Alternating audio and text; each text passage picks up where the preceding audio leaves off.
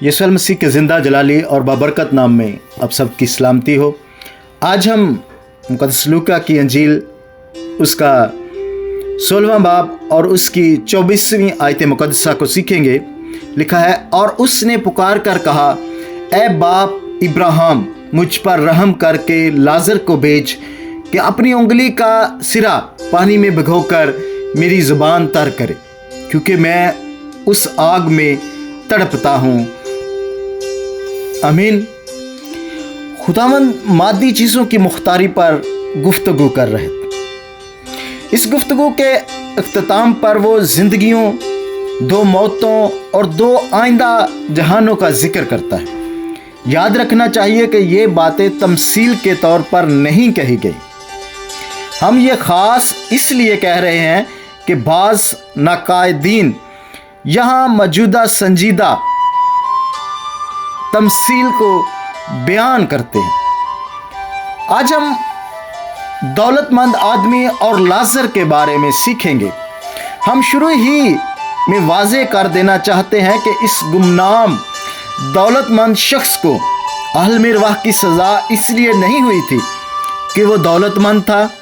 نجات کی بنیاد خداوند پر ایمان ہے، اور انسانوں کو سزا اس لیے ملتی ہے کہ وہ اس پر ایمان لانے سے انکار کر دیتے ہیں۔ لیکن اس دولت مند شخص کو اس غریب کی پرواہ نہ تھی جسے اس کے دروازہ پر ڈالا گیا تھا۔ اس سے ثابت ہوتا ہے کہ اس میں نجات بخش ایمان نہیں تھا۔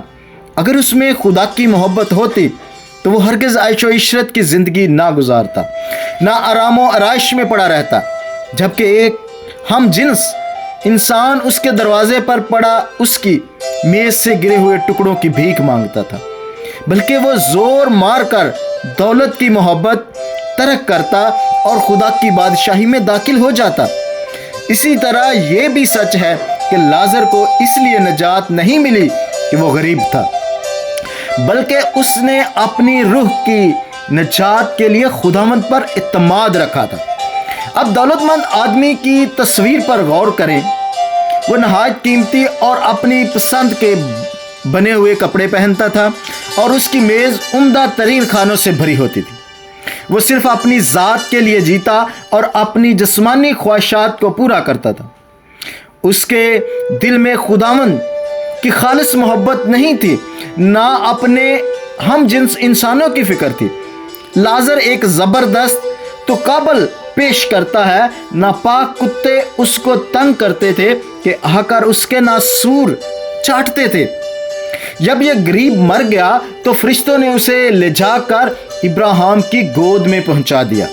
کئی لوگ سوال اٹھاتے ہیں کہ کیا واقعہ فرشتے ایمانداروں کی روحوں کو آسمان پر پہنچانے میں شامل ہوتے ہیں؟ ہمیں ان الفاظ کے زور اور قوت میں شک کرنے کی کوئی وجہ نظر نہیں آتی۔ موجودہ زندگی میں بھی فرشتے ایمانداروں کی خدمت کرتے ہیں، اور کوئی وجہ معلوم نہیں ہوتی کہ موت کے وقت وہ خدمت نہیں کرتے ہوں گے۔ ابراہیم کی گود تمثیلی اصطلاح ہے جو خوشی اور برکت کے مقام کو ظاہر کرتی ہے۔ ہر یہودی کے لیے یہ خیال ہی نہایت ناقابل بیان برکت اور مسرت کا باعث ہے کہ ابراہیم کے ساتھ رفاقت و شراکت نصیب ہو۔ ہمارے خیال کے مطابق ابراہیم کی گود اور آسمان یا بہشت ایک ہی جگہ ہے۔ جب وہ دولت مند بھی ہوا تو اس کا بدن دفن کر دیا گیا، وہی بدن جس کی وہ اتنی پرورش اور دیکھ بھال کرتا تھا اور جس پر اتنا مال خرچ کیا کرتا تھا۔ مگر بات یہی ختم نہیں ہوتی۔ اس کی روح یا شعوری ذات عالم ارواح میں پہنچی۔ عالم ارواح پرانے عہد نامے کے پاتال کا ترجمہ ہے۔ یہ وہ حالت ہے جس میں دنیا سے رخصت ہو جانے والی روحیں رہتی ہیں۔ پرانے عہد نامہ کے زمانہ میں اسے وہ جگہ بتایا جاتا تھا یہاں نجات یافتہ یا غیر نجات یافتہ ساری روحیں رہتی ہیں۔ یہ جہاں اس کا بیان غیر نجات یافتہ روحوں کی سکونت گاہ کے طور پر ہوا ہے، کیونکہ لکھا ہے کہ وہ دولت مند شخص وہاں عذاب میں مبتلا تھا۔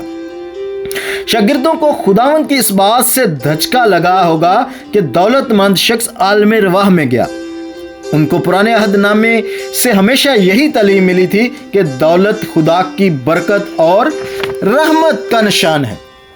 وعدہ کیا گیا تھا کہ جو اسرائیلی خداوند کی فرما برداری کرے گا اسے مادی اور مالی خوشحالی کی برکت ملے گی۔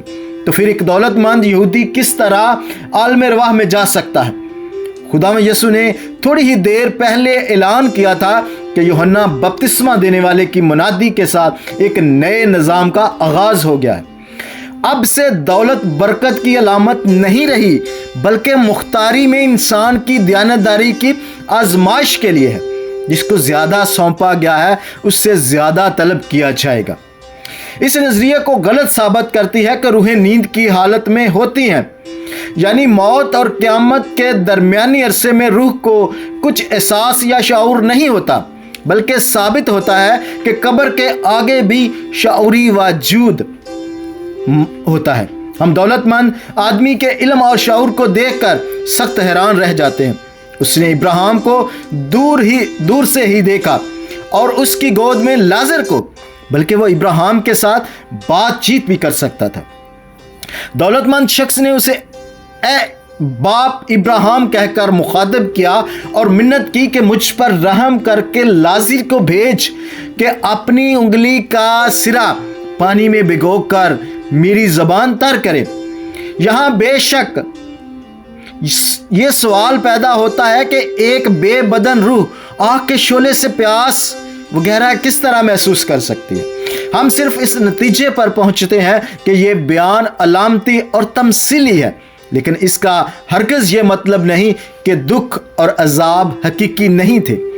ابراہیم نے اس کو بیٹا کہہ کر مخاطب کیا، جس سے ثابت ہوتا ہے کہ جسمانی لحاظ سے وہ ابراہیم کی نسل سے تھا، جبکہ اتنا تو واضح ہے کہ روحانی اعتبار سے وہ ابراہیم کی اولاد نہیں تھا۔ بزرگ ابراہیم نے اس کو یاد دلایا کہ تو عیش و آرام کی زندگی گزارتا رہا ہے۔ اس کے ساتھ ہی اس لازر کی غربت اور دکھوں بری زندگی بھی یاد دلائی۔ اب قبر سے آگے کی زندگی میں پانسا پلٹ چکا ہے۔ ہم سیکھتے ہیں کہ اس زندگی میں کیے گئے کام موت کے فوراً بعد اگلی زندگی کی حالت کا فیصلہ کرتے ہیں، اور وہاں کا حشر یا انجام قائم رہتا ہے۔ اس میں تبدیلی ممکن نہیں۔ نجات یافتہ اور سزا یافتہ روحوں کے درمیان ایسی جدائی ہے جسے کوئی عبور نہیں کر سکتا۔ موت کی حالت میں وہ دولت مند شخص ایک دم جو ہے وہ مبشر بن گیا۔ وہ چاہتا تھا کہ کوئی اس کے 5 بھائیوں کے پاس جا کر ان کو خبردار کرے تاکہ وہ اس عذاب کی جگہ میں نہ آئے۔ ابراہیم کا جواب یہ تھا کہ یہ 5 بھائی یہودی ہیں، اس لیے ان کے پاس پرانے عہد نامے کے صحائف تو موجود ہیں، ان کو خبردار ہونے کے لیے یہی کافی ہونے چاہیے۔ دولت مند ابراہیم کی بات کو کاٹ کر کہنے لگا کہ ہاں، اگر کوئی مردوں میں سے ان کے پاس جائے تو وہ توبہ کریں گے۔ لیکن ابراہیم نے حتمی اور آخری بات بیان کی کہ خدا کے کلام کو نہ سننا ہی آخری فیصلہ کن بات ہے۔ اگر لوگ بائبل مقدس کی بات نہیں مانتے تو اگر مردوں میں سے کوئی جی اٹھے تو اس کی بھی نہ مانیں گے۔ یہ حقیقت خود خداوند یسوع کے معاملے میں ثابت ہو جاتی ہے۔ وہ مردوں میں سے جی اٹھا مگر لوگ ایمان نہیں لاتے۔ نئے عہد نامے سے ہم جانتے ہیں کہ جب کوئی ایماندار رحلت کر جاتا ہے تو اس کا بدن تو قبر میں جاتا ہے مگر اس کی روح آسمان میں مسیح کے پاس جاتی ہے۔ جب کوئی بے ایمان مر جاتا ہے تو اس کا بدن بھی اسی طرح قبر میں جاتا ہے مگر اس کی روح عالم رواح میں جاتی ہے۔